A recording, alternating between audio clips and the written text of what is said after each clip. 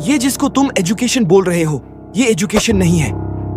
अगर साफ आंखें और सच्चाई के साथ इसे देखो तो पता लगेगा कि ये बस एक भेड़ चाल है। सब जो कर रहे हैं, समाज तुम्हें जो करने को बोल रहा है, तुम बस उसे फॉलो करते जा रहे हो और तुम सवाल भी नहीं कर रहे। फिर तुम मुझसे ये तर्क करने लगोगे कि क्या इतने जो सारे टीचर्स हैं, क्या ये सारे टीचर्स गलत हैं? क्या वो माँ बाप गलत है जिन्होंने हमें छोटे से बड़ा किया? यहाँ पर मेरा जवाब होगा कि हाँ, वे सब गलत है।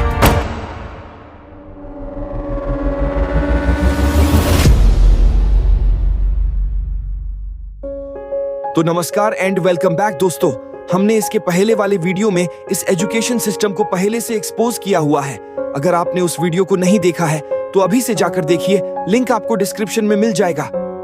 लेकिन आज इस वीडियो में हम इन सारे फेक गुरुओं के बारे में बात करने वाले हैं। लेकिन वीडियो में आगे बढ़ने से पहले एक जरूरी सूचना देना चाहता हूं। मैं इस वीडियो के जरिए किसी को गलत ठहराना नहीं चाहता या किसी को बदनाम नहीं करना चाहता। मेरा इस वीडियो का मेन मोटिव है कि आप खुद से सही फैसला करना सीखें और लाइफ को एक अलग नजरिए से देखने की कोशिश करें। तो आज हम इस वीडियो में ये जानने वाले हैं कि हम एक नकली गुरु और एक असली गुरु के बीच में फर्क को कैसे पता करें। इसे समझने के लिए पहले हमें यह समझना होगा कि आखिर तुम्हें बचपन से सिखाया क्या गया है। तुम कभी ना कभी तो ये जरूर सुने होंगे कि दुनिया में 3 गुरु होते हैं। पहला गुरु तुम्हारी माँ है, दूसरा गुरु तुम्हारे पापा और तीसरा गुरु तुम्हारे टीचर होते हैं। इसे बस तुम ऊपर ऊपर से जाने हो कि बस ये 3 गुरु है जो हमारे जीवन के फर्स्ट, सेकंड, थर्ड में आते हैं।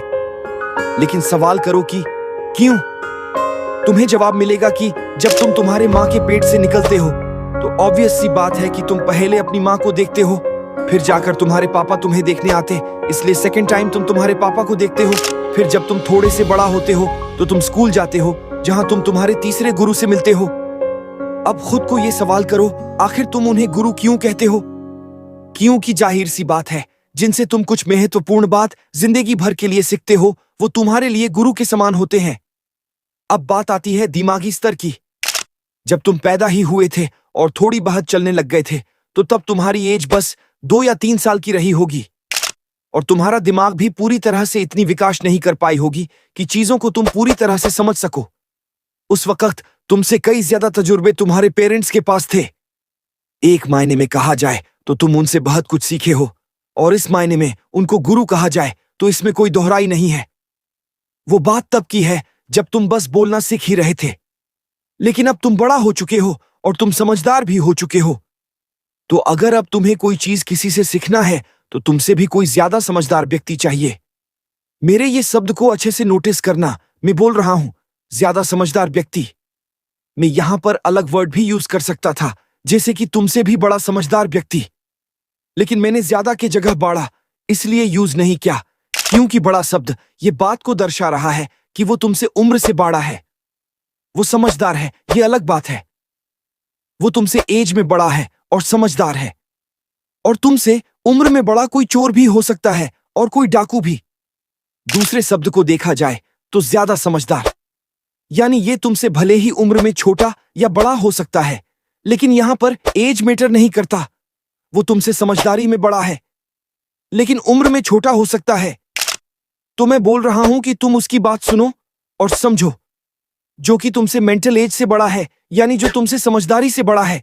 और मैं मानने को नहीं बोल रहा, यानी मैं बस 2 शब्द का यूज कर रहा हूं, सुनो और समझो। कोई एक्शन करने की जरूरत नहीं है, और मानना मतलब एक्शन करना।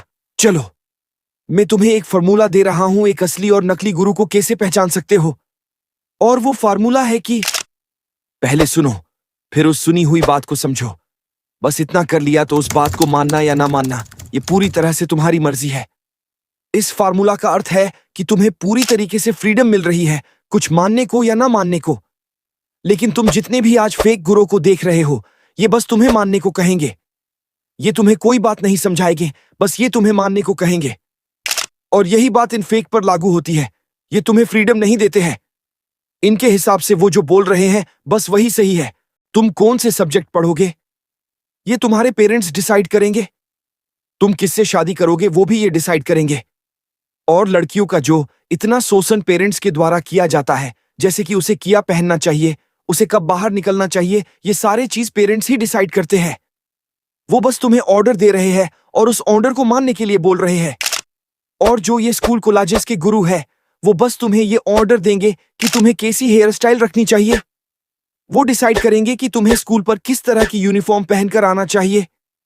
और जैसा कि मैंने बोला था कि ये बोल रहे हैं, बस पढ़ो पढ़ो और बस पढ़ो, क्योंकि तुम्हें युद्ध करना है। ये एंट्रेंस एग्जाम क्रैक करना है, वो एग्जाम में टॉप करना है। आरे समझा भी दो कि क्यों करना है। अगर ये सवाल उनसे पूछोगे तो वही घिसी पीठी सा आंसर देंगे कि तुम्हें ये बनना है, वो बनना है।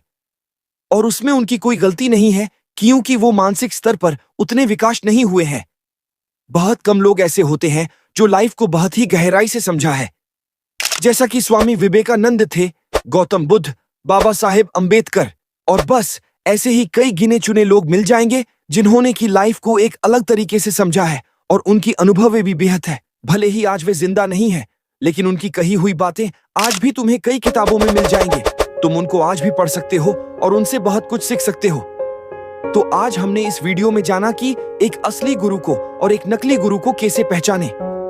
असली गुरु वो है जो तुम्हें सवाल पूछने से कभी नहीं रोकता, उल्टा तुम्हें और सवाल पूछने पर मजबूर करता है। लेकिन जो नकली गुरु है वो तुम्हें बस ऑर्डर देंगे, और अगर तुम उनसे कुछ सवाल पूछो तो बस वो तुम्हें डांट लगाएंगे।